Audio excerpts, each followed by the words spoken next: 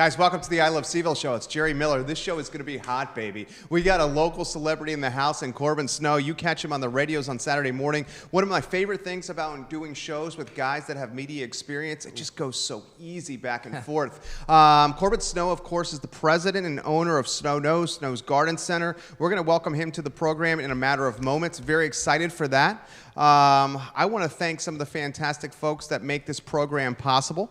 Let's give some props and some love to Intrastate Pest and Service Companies. Intrastate Pest and Service Companies have been servicing Charlottesville and Central Virginia since 1969, baby. 1969.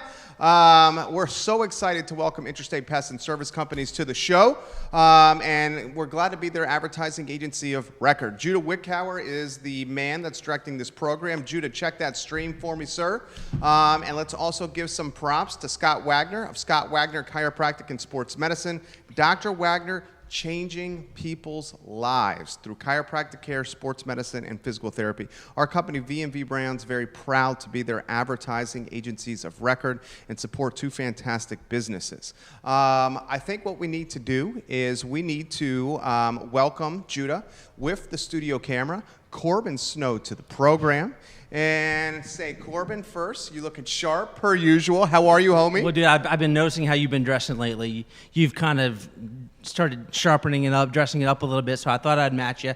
I almost threw on the blue blazer so we could definitely match up, but I left that in the car. Well, I'm excited to spotlight you. You just got back from the beach. I did, yeah. A big family reunion. All my brothers and sisters, that's 4 siblings, all their spouses, all 15, 16, 17 grandchildren, and it was a blast. How did the vacation go? It was awesome. Yeah. I mean, anytime you're at the beach, that's my favorite place to be. Yeah. If you put me on the sand with a Diet Coke in my hand, I'm a happy man. And I love playing in the ocean. I've got 4 kids, and so you should see my stomach and my knees and my toes are all cut up from boogie boarding and body surfing. And man, I love to just play out there. I'll spend hours. I'll be out there all day in the water with my kids, as long as the waves are big, just playing and getting it on every day. Family, super important. Yes. For Corbin Snow. Absolutely. Why don't we start there? How about Corbin Snow, the man? Passions, hobbies, interests? Absolutely. So first and foremost, I'm a blessed child of God, and religion's very important to our family and faith. So grateful to know who I am and where I came from and what my purpose is in life and hopefully where I'm going. So grateful for that. Been blessed with a beautiful wife and companion for 21 years.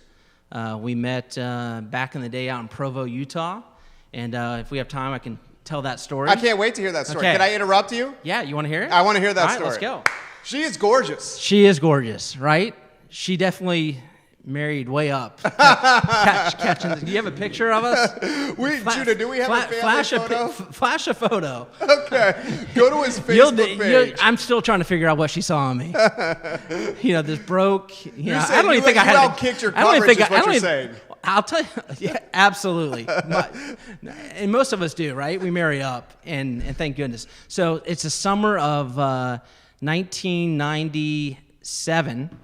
I'm fresh off a 2-year mission for the Church of Jesus Christ of Latter-day Saints, where I've been living down on the Mexican border, speaking Spanish for 2 years. For 2 years, I'm not dating. I'm not hanging out with girls. I'm just, preaching the gospel and knocking doors and doing tons of service projects. And so I'm coming back that summer. I get back in March. I go to work for my dad for a few months, and then I head out to Provo, Utah, to go back to school. I'd gone to school for 2 years previous at Brigham Young University in the Idaho campus. And so I'm back in Provo with a mission of getting school and kind of starting to look for a wife. I'm 22 years old and ready to start dating, and so get back in the dating scene. So one night, I'm on State Street in Provo, Utah, and driving my Jeep. I got the top off, and a car full of girls pull up next to me. I mean, just out of a movie. And I'm just sitting there. I'm like, oh my goodness, do I say anything? They're all beautiful, and here I am by myself, no one in the car with me. If I had my boys with me, it'd be a different story, right? Because you always have more confidence. Right. So it's just me, and all of a sudden, I'm like, I hear all these girls in unison, there's 5 of them in the car. They all say, "What is your name?" And I'm like, okay, who are they talking to? I was like, there's no way they're talking to me. And so I look over, and they repeat it again. And I'm looking right at them, and they're actually talking to me. And so, bam, right there at the stoplight. This is right before cell phones. So man, I'm an old school guy here. So right before cell phones, I say, "Hey, my name's Corbin. What are your names?" Again, the light's still red. We're exchanging information. Where do you guys live? What's your apartment number? Okay, so I get their apartment number, and the light turns green, and we take off. The end of conversation. So later that night, me and my buddy stop by. No one's home. We leave a note on their door, and one of my buddies, Mark, had a cell phone, and so we left his cell phone number. And so later that night, it was about 11:30, midnight. We're up to no good in Provo, Utah, and I'm not going to give you the full story. Please do. You want the full story? I want the full story. All right. You're getting a lot of people are loving this right now. Full story.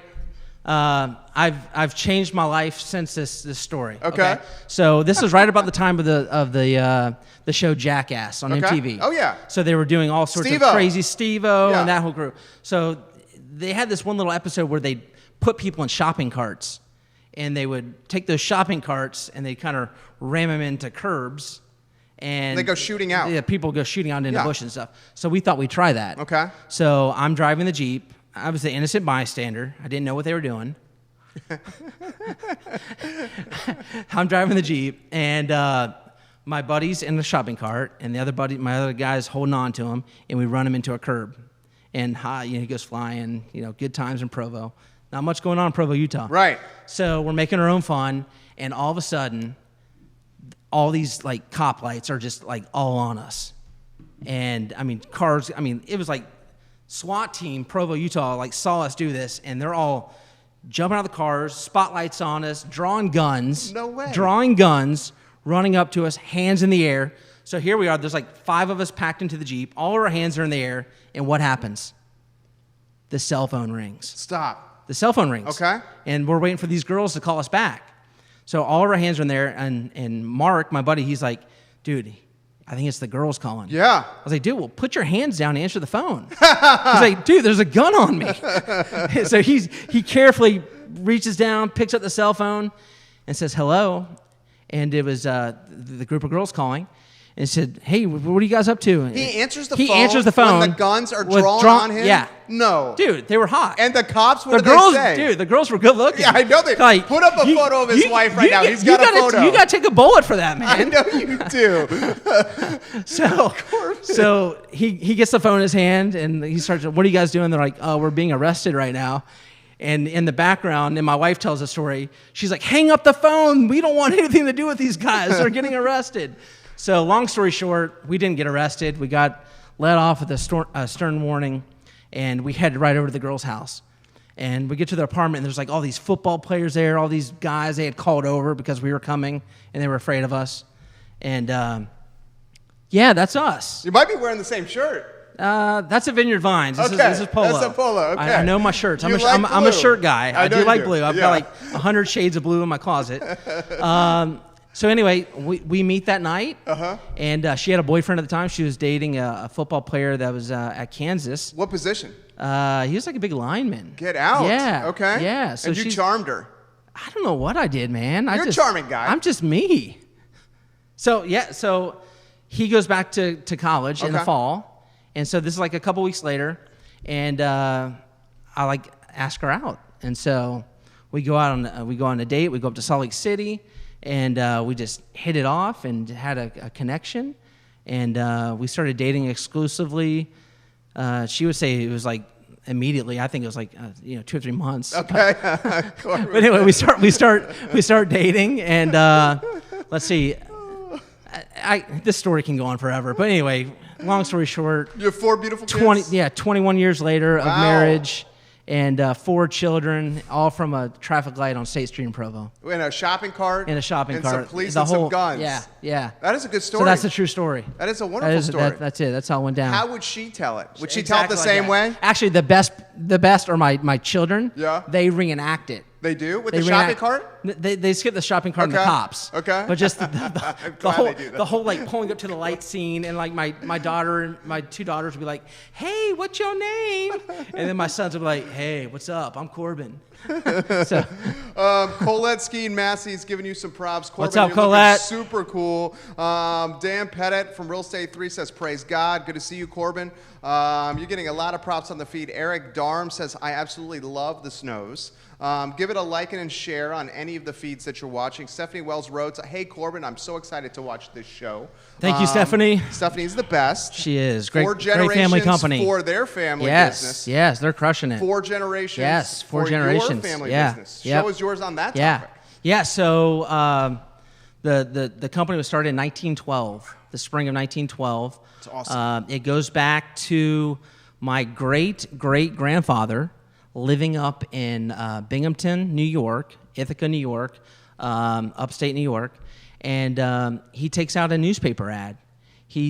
Us Snow guys got to get married, I guess. So he takes out a newspaper ad for a wife, and a woman by the name of Maggie White, living right here in Charlottesville, responds to the ad. Why did he put the ad in this market? I don't know whether it was like this big circular back then. Okay, oh, gotcha. Like I don't know if it was the Daily Progress or the Washington Post or, whatever. Maybe they had like a singles newspaper. No, they probably didn't have that. It wasn't like Tinder or anything like that. Tinder for newspapers? So she responds. She responds, okay. So via letter. So I don't know whether I don't have the newspaper article, so I don't know whether hey, I'm Leroy H. Snow from Binghamton, New York. Here's my address. Shoot me some mail. So anyway, she responds to this ad, and he comes down here, courts her for a little bit, meets the family, and then they get married. And he takes her back to upstate New York. And within about a year from the time they're married, they have the first child, which is my grandfather Leroy White Snow, and they're living up in New York. And she says, it is too cold up here. I can't do New York winters. Let's go back to Charlottesville. And he had been growing, kind of a market garden, growing some flowers and vegetables and shrubs and kind of selling them. So he kind of already had some experience up there in that market. It's a lot easier to grow things in Charlottesville than New York. And so they moved down here. And her father, L.W. White, was the Whites had been here since 1870s. Get out. He's now a veterinarian. He's one of the first veterinarians here in Charlottesville, a veterinary surgeon, and living over in Belmont, off in the Carlton Avenue area. And so that's the Mas Tapas area. Yep, Mas Tapas. Okay. And he gives my great-grandfather a lot. And at the time, they called it Snow's Lot. There's no building. There's no structure. It was just a piece of dirt. It was a piece of grass. And he took that and he started, bedding and growing vegetables from seed. He started growing fruits and annuals. Let me get a sip of my favorite drink here. Growing annuals and flowers and selling them to a few customers, but mainly to the community.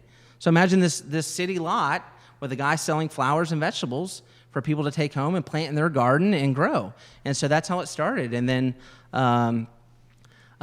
eventually they built the houses that are still there today. If you're going down like into Belmont, you've got Mas Tapas that kind of sits in the middle of the road. And then Carlton Avenue goes off to the left. There's a stucco building right across from Mas and a stone building. Those were the two first houses. My dad grew up in that house. My grandfather lived in the house with his wife. Their office was downstairs. My grandmother Viola kept books for the company there. And the names of the roads and the streets are Holly Street and Garden Street. So we named the roads. And that's kind of the origins of where the company was founded and started, was just this guy that had a little bit of a green thumb and could grow a few things, and he could sell it to the community and to people around him. That's amazing. Yeah. So from the get-go, and you're getting props from a lot of people, you'll love this piece. Yeah. Jeremy Diamayo? Yeah, Jeremy DeMeo. He says, I'm watching the snowman from the Iceland airport right Woo, now. woo, let's go. You look fantastic, Corbin. Jill Snow, hey, Dad, it's Dallas and Lincoln. Oh, boy. No questions, guys. Give it a like, give it a share. If you have anything you'd like to relay to folks, put it in the comment feed, and I'm happy to do it. So when the business started, did it start as a with the husband and wife? Yeah. So running together? Yeah, and that's kind of the way it was. Okay. I mean, through every generation. That's awesome. Yeah, so, my great-grandfather and his wife, Maggie helped out. Maggie was a real service-oriented, did a lot in the community, a lot of volunteering in schools and churches and a lot of different organizations, a lot of grassroots things. And then my grandfather, Leroy Snow, it transitioned from his father, L.H. Snow, to Leroy in 1939. So when he's a relatively young man in his late 20s, the business is passed to Leroy. And Leroy really brought it out of obscurity and kind of where it had been this little lot and started adding greenhouses and physical stores. We moved to Water Street. There's an old H&R Block building that was on Water Street that burned down a couple years ago. Yeah. And then the city market area, that was like one of our first bigger garden centers was right there downtown. That's awesome. My grandfather Leroy started a florist, which he eventually sold in 1969.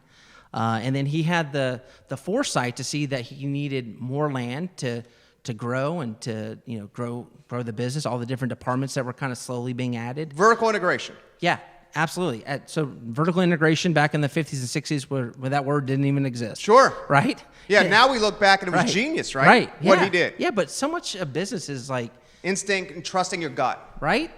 And he trusted his gut. Yeah. And he had the confidence to take a chance. Yep. Yeah, and I think that's, that DNA is woven into, I think, us entrepreneurs that we feel that. And I'm not some great business person. I don't have a business degree. That's, I could tell you that story also. But so he's just following his gut, and he sees this opportunity out at Avon Street and buys a ton of land. And tell him how much. I think it was like 70 acres out on Avon Street. It was from. This was in the 50s. Yeah, it was from about where the market is. Where the Exxon Market food line is, all the way down to the end of Route 20. So we're talking like Mill Creek Food Line. Yeah. All the way to the end of Route 20. Yeah. And then to Route 20. So from Avon to Route 20. And just kind of sold it off in pieces and parcels over the years. We still retain about 6.5, 7 acres that we function and run our business and our retail operation, all of our materials department, and we run 13 landscape crews out of there daily. So this is, again, 1970s, so we're approaching 50 years at that location. And he did so much to grow the business. I mean, we've got pictures on our website of us, moving huge sycamore trees out in front of the rotunda in UVA back in the 50s and 60s.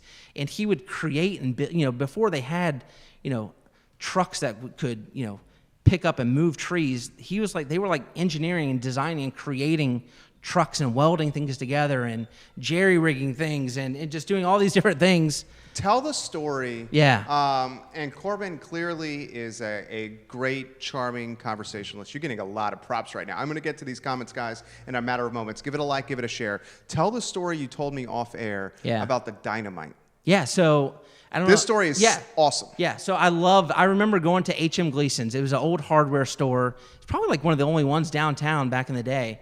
And I remember going there on Saturdays with my grandpa, with my father, and you'd go in there, and old Mr. Gleason's always had a cigar in his mouth. And, man, if you wanted anything, whether it was a part or, whatever supply, number one, they always had it. But number two, it took forever because you'd have to have a conversation, right? You'd go in there, it was about connecting with your customers. And so you would always have the conversation. I remember being in there, I was like, Grandpa or Dad, let's go, dude. I didn't have any games to play. There was no screen in front of me. So, what'd you do back then? You'd start playing tag and hide and go seek in the store. So anyway, they sold dynamite. You could go down to H.M. Gleason's. You didn't need a license. You didn't need, something from the county saying you could blow up stuff. You could just go down there and say, yeah, I'll take 6 sticks of dynamite. They wouldn't ask you what it was for, and you could pick up dynamite. So we use dynamite to blow up tree stumps. So we'd take down trees, or we'd be moving things, and if you got to, the big thick trunk, there wasn't like stump grinders and some of the equipment we have now. So you literally take dynamite, dig it out, set the dynamite down in there at the base of it, set the fuse, light it, run, and you light, and boom, it exploded in someone's front yard, So on Park Street, blowing stuff up, all these different subdivisions. So one day, end of the day, my father Dwayne, my uncle Bob, they've been blowing stuff up all day, and they had a stick of dynamite left over, and I mean. They were young men. They're probably teenagers. And who doesn't like fire and dynamite, right? Dude, both right. If we could go down and get dynamite like right now, right? We would do that in a heartbeat. Yeah. Who would need an iPhone? One of my seriously, one of my favorite things to do is starting the fire pit in the backyard. Right. Throw a little gas, get it going. I'm still like a big kid. So they're young guys. We don't use matches, man. No. We get a little gasoline. You do that too? Oh yeah. Heck yeah. I'm an Eagle Scout, but like. It doesn't take a match. It takes a lighter. My kids don't even know how to strike matches. Right. So they have the dynamite, and they're in the truck. They have the dynamite in the truck. They're driving back, and Bob, my uncle, said, I've got this brilliant idea. He's like, let's take that leftover stick of dynamite. Let's light it. And Dwayne, I want you to throw it up in the air. When you throw it up in the air, I'm going to stomp on the gas, and that stick of dynamite's going to explode behind us in the rearview mirror. It's going to be epic. It's going to be awesome. And he's like, yeah, older brother, that's a great idea, dude. Let's go. And so younger brother takes the dynamite, lights it. Just imagine that, holding that stick of dynamite in your hand, and here, watch it, psh, and he takes it, throws it up in the air, and they kind of look in the rearview mirror, and they look and see when it lands, and all of a sudden they hear a thud, and that stick of dynamite is in the back of the truck. You're thinking, oh my gosh, how does this story end, right? Well, thankfully for my father and my uncle, the dynamite didn't go off. Thankfully for you. Yeah. Right. Yeah, right? Because you wouldn't be here. Exactly. So the dynamite doesn't go off, and it fused out. The wind blew it out. Whatever happened, act of God blew it out. But man, just what crazy times they lived. Those younger generations lived in here in Charlottesville. That is a crazy story. Fun story. Yeah. When did the dynamite stop becoming a tool for any business? Probably. I mean, they still use dynamite a lot, but not from the hardware store. Yeah, not from the hardware store. I'd guess probably right in that mid 70s, started being something they wanted to control. So you grew up in the business. Yeah. Probably the family business as much was your playground when you were a kid. Oh yeah. Because you're hanging out there, chilling, having a good time. Yeah. Yeah, I'd be at the office, and if I was misbehaving, my dad would say, hey, you're going to go ride with John, who is one of our spray techs and foreman, who's still with the company today. That's awesome. He tells the story. Yeah, you'd be sent with me, and I'd have to babysit you.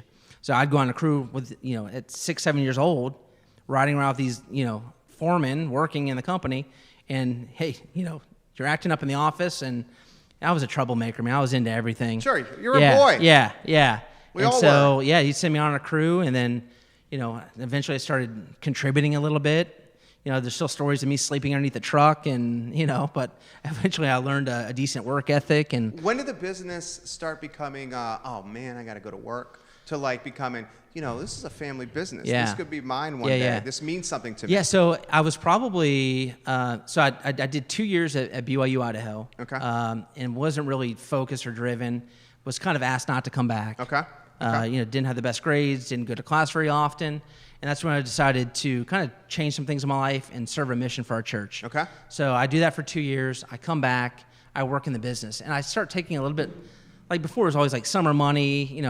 I worked with a lot of my buddies, and so probably that when I came back in March, we were maintaining and working and running the Kluge's Almar house. We were the gardeners for that, and John, again, still in the company, was kind of my mentor that summer, and I kind of started caring a little bit more about the work I was doing and the service I was offering, and started really soaking up and learning from him, learning from my dad.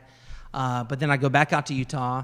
Kind of enrolled in some classes, not super serious, still not directed toward, learning horticulture or business. Sure. Working on electives. Figuring out life. Figuring things out, dating. Yeah. Meet my wife at the stoplight. And I come home for Christmas. And I remember we're out to dinner, and my dad says, I'm thinking about selling the company. I have someone working in the company that's interested in buying it. And you're 22? I'm 22. Let's 23? 22, 23. Okay. Yeah, I've got someone interested in buying it. And since neither one of you, talking to me and my brother, aren't very interested in the company, I'm definitely considering it. I said, whoa, wait a minute, I'm interested. Why wouldn't you think I'm interested? And we, well, you never vocalized it until now. And so he says, well, if you're interested, move back to Charlottesville, go to Piedmont, start taking classes that are going to educate you in horticulture and business and economics and finance and all the things that you can apply to running a business, and start working full time.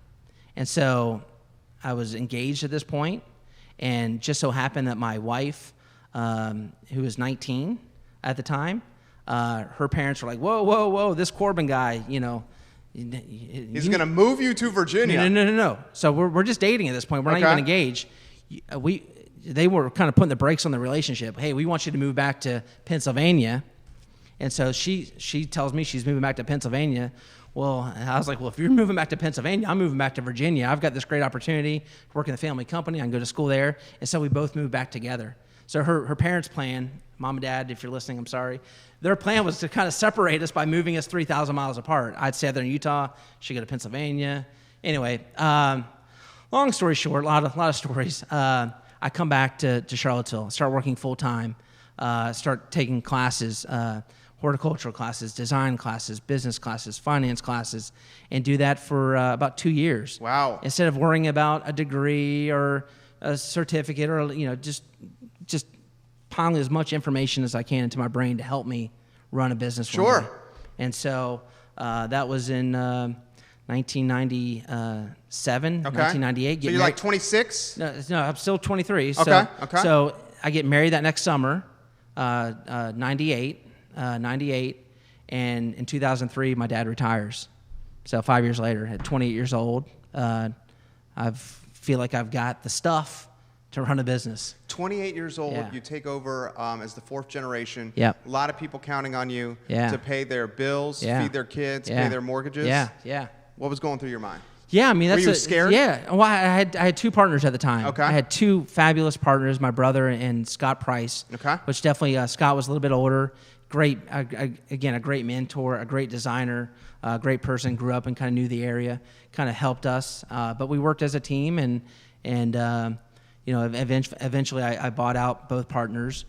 So I'm the sole owner today, but definitely had a great team, I think, to start with, kind of around us, some people that had been in the company for a while and had kind of helped that, with that transition to make it easy and to make it, so we didn't really skip a beat. Sure. And we went from, we doubled in revenue in the first 3 years. That's awesome. And so, again, working in kind of what each of us specialized in, what each of us was really good at, we brought our own talents and things to the table, and the business flourished and grew.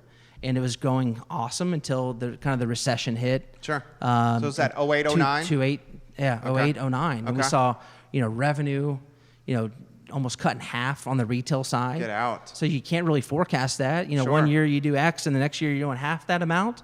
You got to be able to adjust. Pivot. Yeah. Landscaping department, same thing. It became this luxurious item.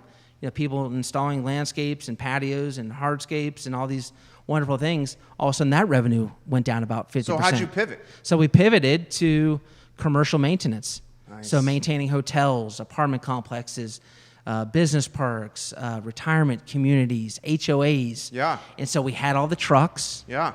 We had all the people. We had all the staff. Yeah. We had all the expertise. Yeah, the tools. And so we tripled that department from 2008 to 2012. That's brilliant. And so, these properties need, they've got to be course. maintained. Yeah. And so we pivoted that way. That's brilliant. And we've continued to grow that. And so it's still a part of our company, but now retail is back and landscape's back. But business, you've got to be ready to pivot on a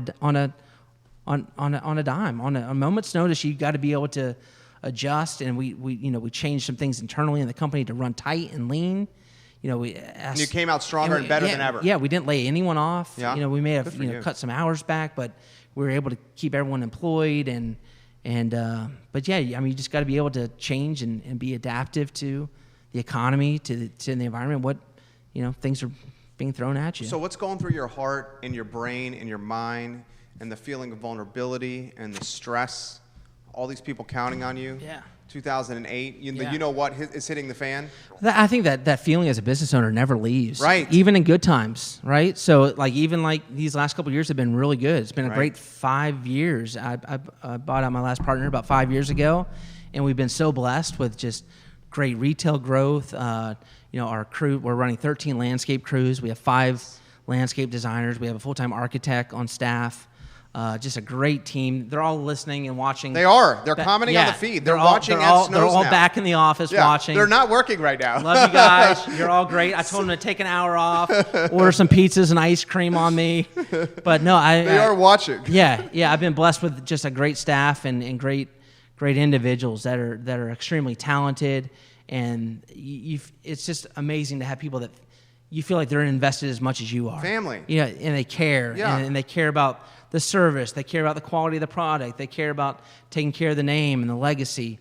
And, that's the hard part in business, but once you can get a good team together, it just makes everyone's lives so much easier. So thank you to you guys watching. You're the best. Amen. Damian Banks says, Corbin, my guy, him and his family are absolutely awesome. That's from Damian Banks. Thanks for watching, Damian. Emily Sheets, you represent the family so well, Corbin. Love you, bro. Give it a like, give it a share. Emily, Damian, thanks, guys. Rob Garland, Colleen Tyler, Jason Rob's Johnson, a good dude. Dan Blake, Alex Asher. Literally have folks watching in Texas, outside Philly, in Charlotte, in Northern Virginia, Southwestern Virginia, South Carolina, Florida, and across Central Virginia, Charlottesville, and Albemarle County. We have Savannah says, I love hearing all these stories. She's one of your team members. Yeah, she's awesome. We have this playing on the big screen right now. That Woo, is so let's go. awesome. Give it a like, give it a share. JP Tarver, Snows is the best.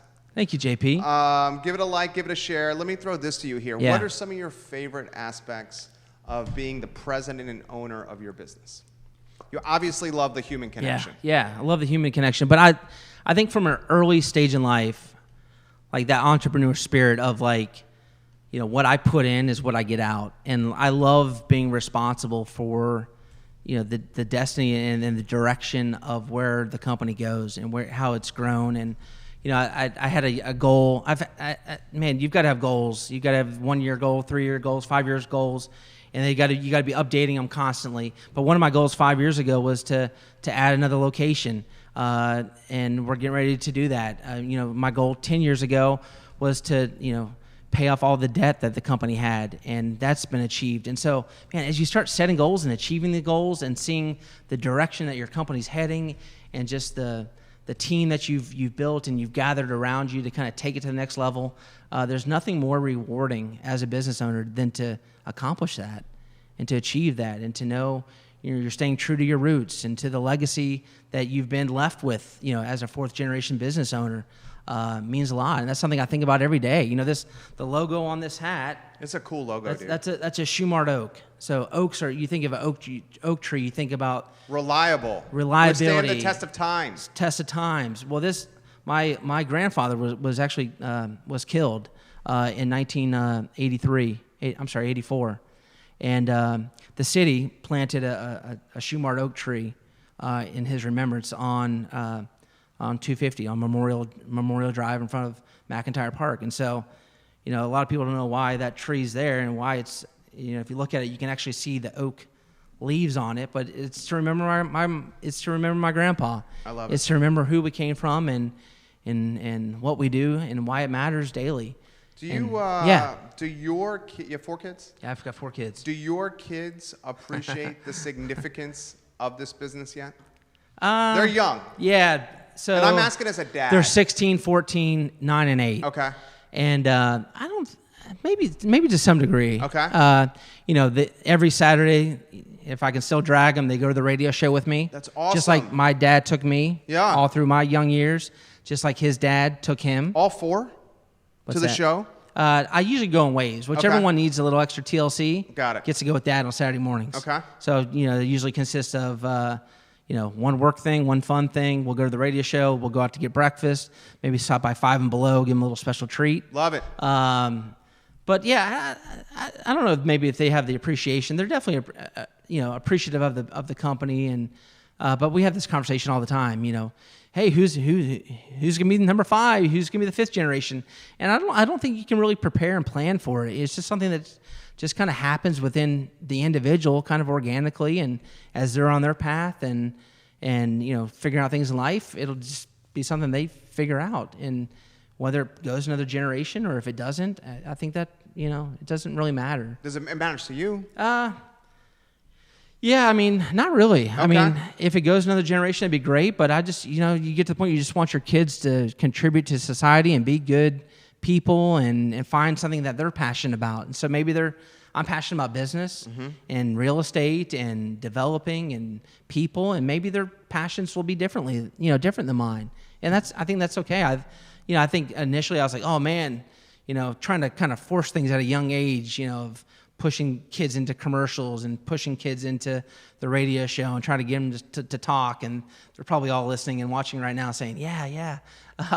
But truly, whatever path they want to take, wherever they want to go, I'd be happy and content with anything. I love that. Yeah. I love that. Our passions align. Yeah. Rob Garland says, we are enjoying our new patio. Thank you so much, Corbin and Snow Nose. Thank you, Rob, for putting that in there. Christopher Yeah, Eagle. thank you, Rob, for your business, brother. He's a fantastic local photographer. Fantastic. Also works at Monticello High School, and he brings a group of kids from his photography classes to the Garden Center twice a year, and they take amazing photos. He teaches these kids so well, and then they post them on our social media and his social media. So thanks, Rob, and thanks for your business. You have folks watching from Keller Williams, Real Estate 3, Roy Wheeler, Ness Realty Company, Sloan Manus Real Estate, 6 real estate firms watching right now. Carly Watson, David Daniels, Abby Cannon, Evan What's up, David? Steen, It's my cousin. Tyler Herring, a lot of folks on the feed. Give it a like, give it a share. If you want Corbin to tell a story, put it in the comment section on any of the 7 Facebook pages you're watching.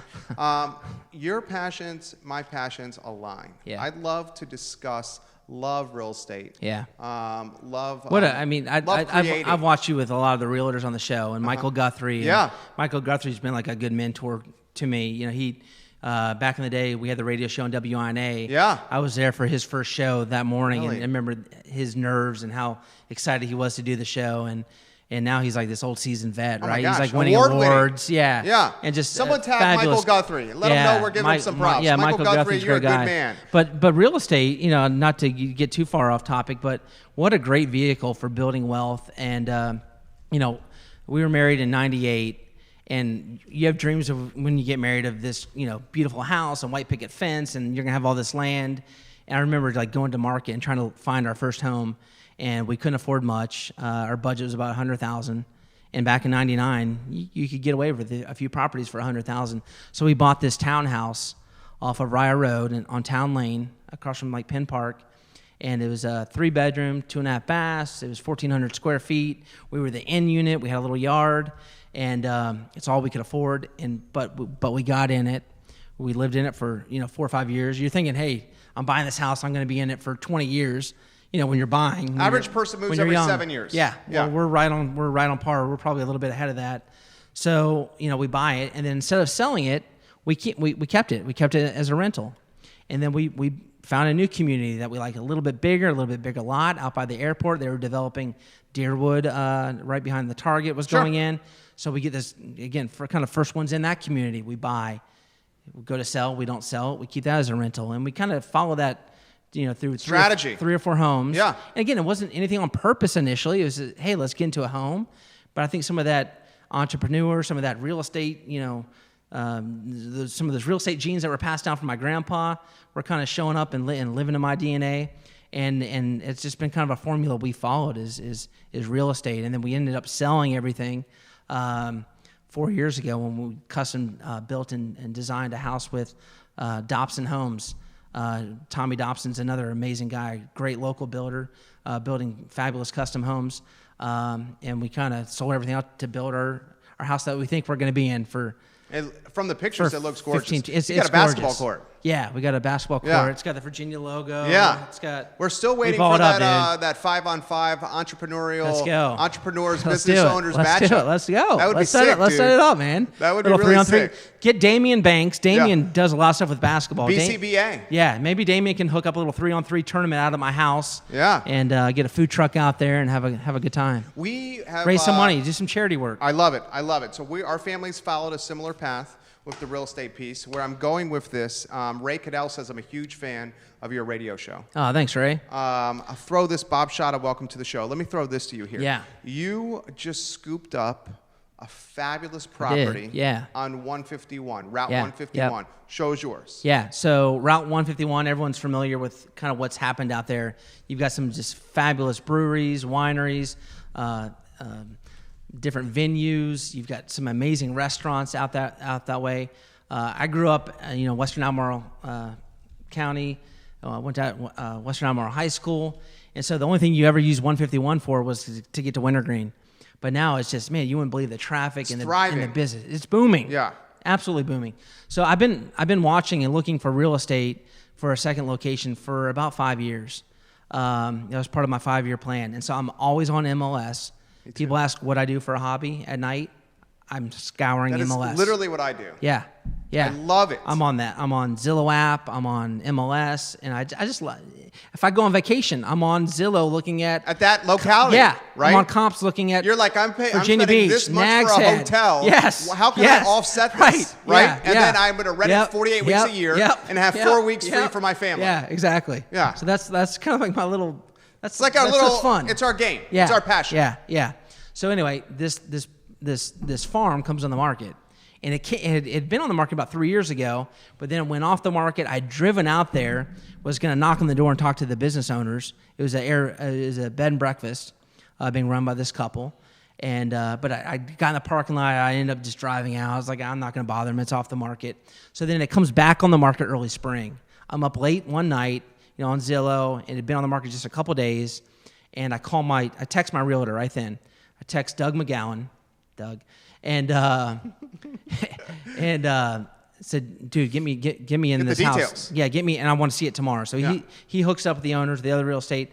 We're walking the next day. Doug, we got to get an offer in. And so two days go by. We don't have an offer in. He texts me at 11 p.m. saying they got an offer. I'm like, what? And it wasn't your offer. It wasn't my offer. Isn't it funny how that happens? Right? Dude. Right. I was like, come on. Is there really an offer? Right. At first you're like kind of like skeptical. But is this to light a fire under me? Or is it really an offer? There was another offer. There was an offer. Yeah. Okay. I've gotten feedback from the other company who was making the offer. Anyway, so there was another offer on the table. So it was legit. It was legit. Okay. And so at midnight, we're texting and he's like calling me. We're putting together our offer at midnight to submit it the next morning. To get it to him ASAP. So we get the offer together, we submit it. I had already gone out and met the owners, had a great conversation with them, kind of shared my vision, my goals. You fell in love right away with what the property? I wanted to do. I love the property. Okay. It's right there, it fronts 151, it's about 6.5 acres. It's got, most of the lots out there are very wooded. This is wide open. There's a few select trees, there's some grapes growing, there's a little vineyard, but it's got 180-degree views of the Blue Ridge Mountains, and we back right up to Humpback Mountain, and it's gorgeous. And so anyway, we end up getting the contract. We closed on it on my birthday on June 6th. Nice. I was in there signing papers. What a birthday gift. Yeah, right. And so we've been out there for 2 months. My kids and my wife, if you're watching, thank you for all your hard work. They've been out there pulling weeds and ripping out shrubs and cleaning and decluttering and have done so much sweat equity. And so that's been neat to kind of see the kids. Sure. Rally around something. Rally around that. And so anyway, we're trying to renovate a few of the cottages. There's 2 cottages on it, about 1,000 square foot each. And then there's a 4,000 square foot farmhouse dating back to 1840s. It was the Page house, the Page family farm. Nice. Lived there. And I've got old pictures in the house, and there's a history book that came with the house that tells the history. And again, I just thought, what a great property that kind of interweaves into our story and our legacy, and being from 1912. So we know Corbin Snow has a plan for this. Yeah. So initially, I was thinking, hey, how quickly? I went to my team and how quickly can we get a garden center out here? And everyone's like, oh, man, is he going to try to get a garden center open by this fall or next spring? It's a lot of work, to get a business up and running. And then over the course of about 2 or 3 weeks, me being out there on the property, me, being out there cleaning, and, I love getting dirty. I've been out there pulling stuff down and taking loads of trash and debris to the dump and, cleaning toilets and somewhere in just my process of thinking and cleaning and working and sleepless nights, it said, well, what can we do to get this thing revenue producing as soon as possible?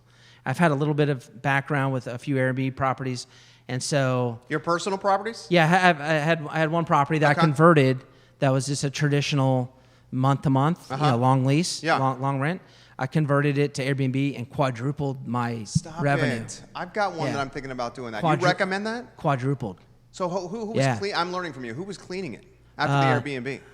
I did. You cleaned it. You went and cleaned it I did, afterwards. And then my nephew, who was waiting to go to college, I trained him how to clean it. Albemarle County? Yeah, it was right there off of Fifth Street Extended. Okay, that's where mine is. Country Green. Shut the front door. Have we talked about this before? No. Mine's at the Villas of Southern Ridge. Villas of Southern Ridge. That's where mine are. Well, see, Stop it. I was the first. Are you joking? No, I'm dead serious. 1313 Villa Way, Unit D. I was ground floor A. And 1313? Right across from the pool? Yeah. The clubhouse? The one where the realtor's office is. Yeah, I was just right at that. You rented it to Terry Yeager?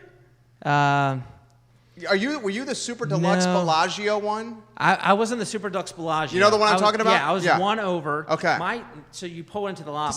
My back door, backed right up to the pool house and the clubhouse. Yeah. So I was like one of the first people to convert it, and that's when they started. You're the building right next to mine. They had to start putting the bylaws on Airbnb so you got in, and parking passes. I'm the reason for all that. Really? Yeah. So eventually I was butting heads with the management company. Yes, we won't say who. And they were a client of mine also, so I was maintaining companies for them. Yeah. And so I decided just to sell it. So I eventually sold it. Okay. Yeah. Okay. So you recommend that for me? Quadrupled revenue. Then why'd you peace out? Because you were just like, you want to do other stuff? Well, I was ready to cash out, but they were putting in lots of regulations so you couldn't do it. Okay, got it. Yeah, so I don't know if you can do it. Okay, you'd have to check you'd have to check with your management company. Yeah, okay. They started putting in stipulations. Okay. They went to parking passes. Yeah. So you couldn't have guests coming. That means you'd have to give a parking pass to every guest as they came in. Makes it more difficult to manage. Yeah. So that experience on 151 is the foundation for what you're doing at 151. Yeah. And then I got a buddy who's listening, who's watching, who commented, Jeremy DeMeo. Okay. He runs a small world. Yeah, he runs a house out there called the Boogie Nights Manor, and he bought this old 70s house, real retro. Anyway, he's the #1 listed house out there. He's been helping me getting it ready. He's kind of my mentor for Airbnb and running that. So. Just relying on people, finding people that do it better and that's what I try to and do. know how to do it. I'm literally learning from. Listen to this. We got great comments here. Alex Asher, who's watching in Texas. He's a Western Albemarle graduate. Played football at UNC. Oh, nice. A star football player for for Western Albemarle. He's the grandson of Bashir. Oh, okay. Bashir's on the Downtown Mall, the restaurant. Yeah. More business knowledge, life value in this segment than a full day of normal education for me in school. Thank you both for the positive insight and perspective. A lot of people jumping on board. Jared Borg says, I'm literally watching you guys from Idaho right now. Jared, what's up? That's my brother-in-law. You're watching from You talk about Idaho. a successful entrepreneur. This guy is killing it. Yeah? He has a company like Stephanie Rhodes, but these guys are going door to door, knocking it up in their markets. So they bring in these guys, they train them up how to knock and sell at doors. Yeah. And he's grown his company into a $10 million company. Get out. Killing it. 10 million. 10 million. Rita Ringstrom. In 3 markets. To the program. What's up, Jared? Michael Guthrie, your boy's watching right now. What's up, Michael? We have 8 real estate firms literally watching the program right now in Charlottesville and Central Virginia. 8 of them watching right now. So 151, you're going to build this like lodging, hospitality, wedding venue behemoth. Is that the game plan? Yeah, so right now we have housing for 30. Okay. That's amazing. Yeah, for 30. And then I want to build like a reception hall, party barn, where people can have weddings. Yeah, people can have receptions and weddings. That's sick, dude. It's all flat. It's got beautiful views. Some of the best views on 151 in my opinion. We got places for tents. It's got electrical hookups. It's going to need some work, and I'm going to need to bring in someone who knows venues.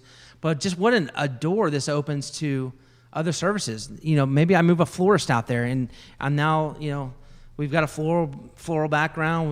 We can hire people, and all of a sudden, not only are you doing the flowers for your own venue, you're providing flowers to a whole community that needs effing brilliant flowers. So brilliant. Yeah.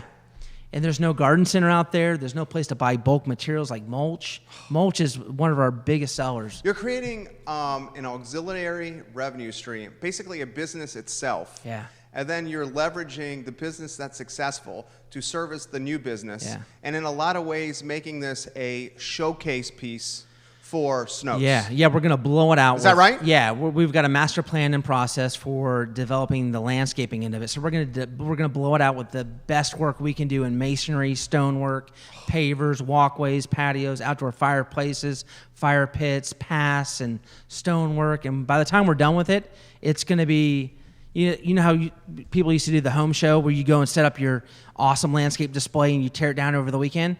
We're going to build a home show-like place, gardens, where you can go and they're permanent and they're part of, this. There's a place out in Utah that's just gorgeous called Thanksgiving Point. Is blowing up but right now. we're going to make a creative venue that can service weddings and receptions and business retreats. And if anyone knows anything about ice cream, I would love to open up an ice cream, like an authentic creamery out there. You know who you should talk to? And I'm going to tag him in the feed. Yeah.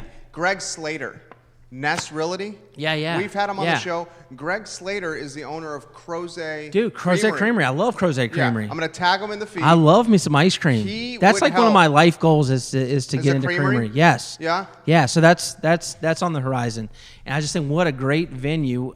Again, you got all these breweries out there. What about the people that don't drink? What about the people that just want to bring their kids to a place where they can hang out and have a root beer float, and we can have cornhole set up and fire pits and sit around and eat your ice cream. Yeah. And actually live in the moment. Connect. Yeah. Yeah. I utterly love that. Michael Guthrie's got some props for you.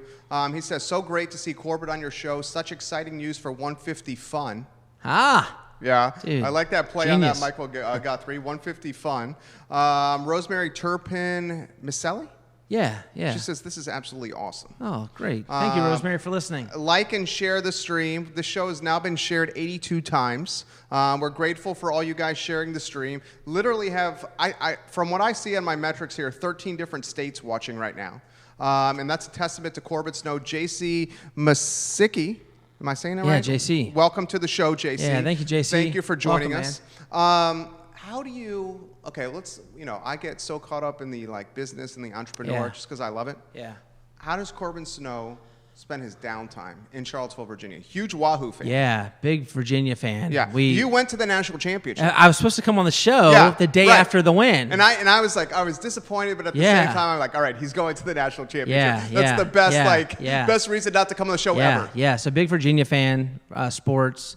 My kids are in sports, love going to their games, watching my boy play basketball. My daughter does some cross-country running. I love being outside. I love hiking. I love photography. I love taking pictures.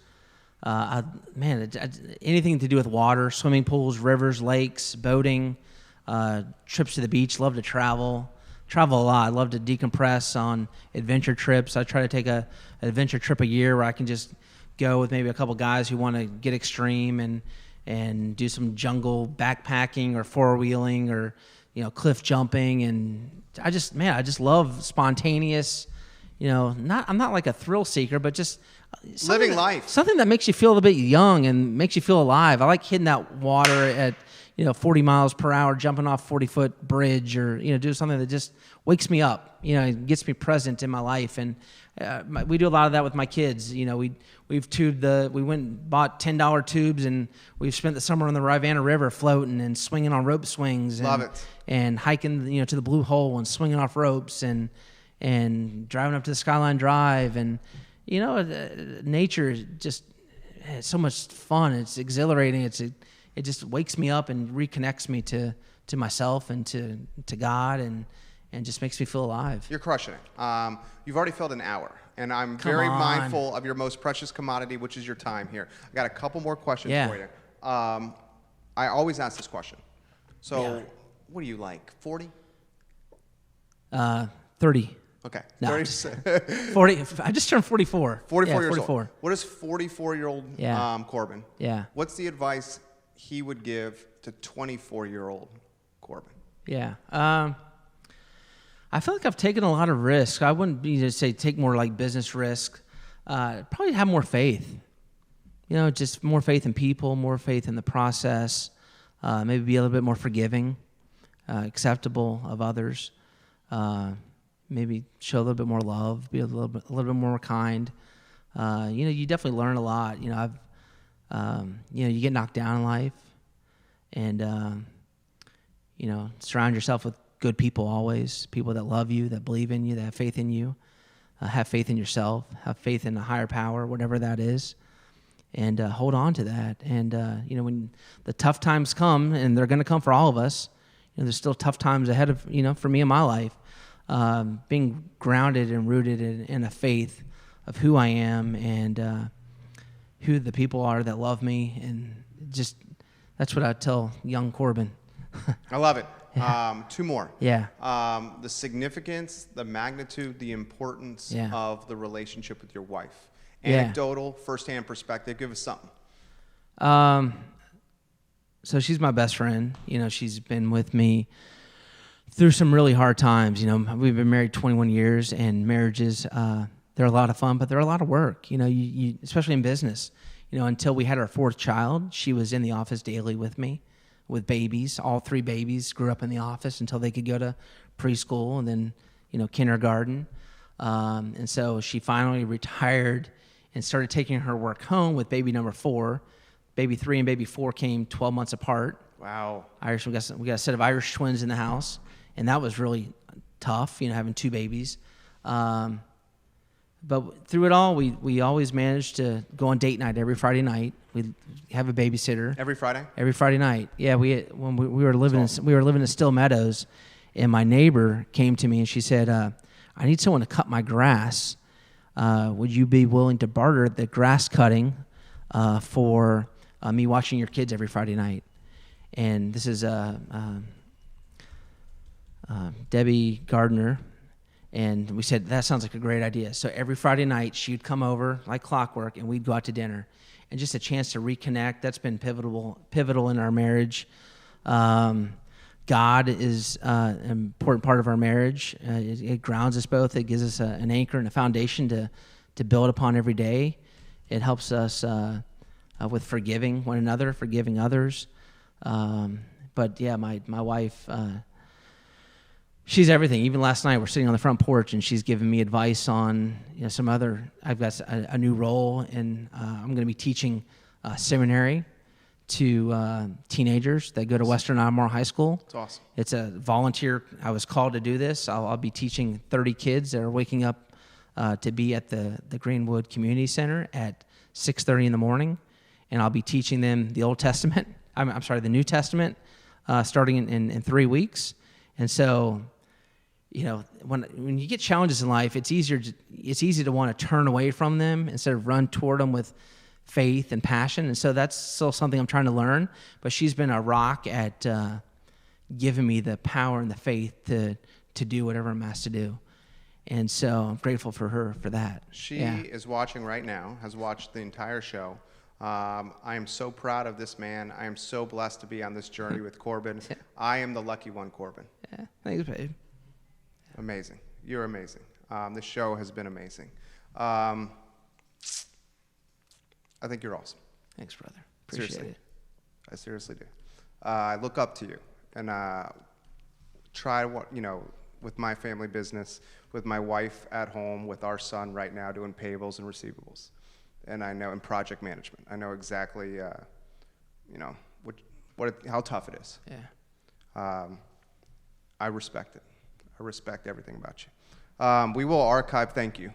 Yeah, thank you. Thank Seriously. you for having me on. Thank you. And you've done great things yourself. You should be proud of the team you built and the company that you've created and built from the ground up. You bootstrapped this whole thing on your back. I've listened to your show. I've listened to the hard things you've had to do. If I can just give an online live testimonial, you built our website for us this winter, and man, we've been searching and jumping from website to website for the last 10 years. And when I came to you, it's like you just got me. You got my company. You got the vision of what we wanted to create, And we absolutely love our website that you created, which is at snownose.com.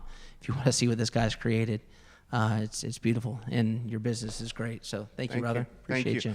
We will archive. This is undoubtedly one of the best shows we have ever done. We will archive the show in totality at ilovecville.com. It's rare that two guys next to each other get choked up on this show, and I think that's a testament for you, Corbin.